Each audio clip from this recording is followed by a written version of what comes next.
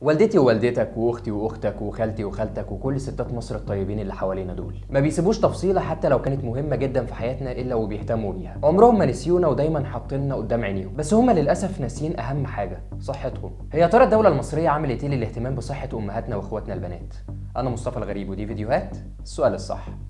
ملف الرعايه الصحيه في مصر كان واحد من اكتر الملفات اللي فيها مشاكل. هو انا اي نعم سني مش كبير لكني فاكر زمان الوضع كان عامل ازاي، وحجم الاهمال الطبي والمستشفيات كان حالها عامل ازاي، والدنيا كانت رايحه في داهيه. الوضع كان فعلا مأساوي بكل ما تحمله الكلمه من معنى، لحد ما شفنا في السنين الاخيره الملف بدأ يتحرك. وزي كل حاجه في مصر كده جبل من الاهمال على مر السنين، فمش هينفع يتغير مره واحده. وعلشان كده الحل زي ما قلت لكم قبل كده كان في المبادرات، وهنا كان لازم يكون فيه اهتمام بشكل خاص وعمل مبادرات محدده تستهدف المراه. هي الدوله عملت ايه بقى للاهتمام بصحه المراه؟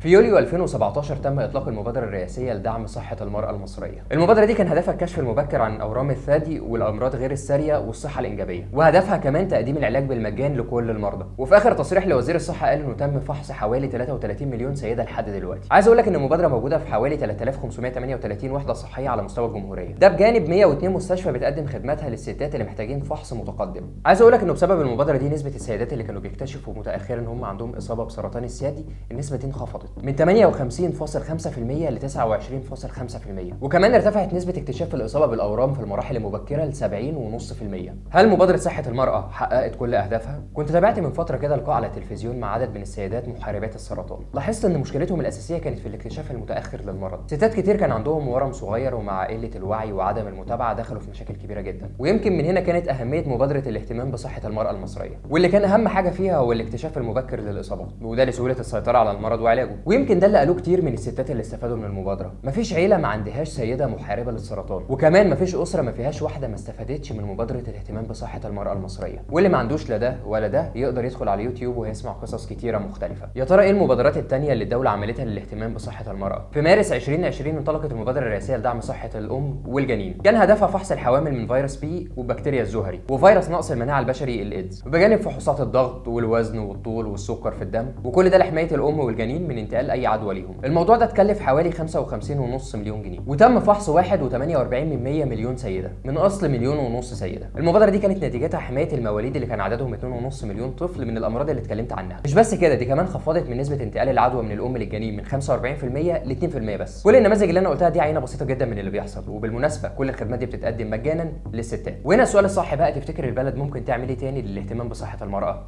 سلام.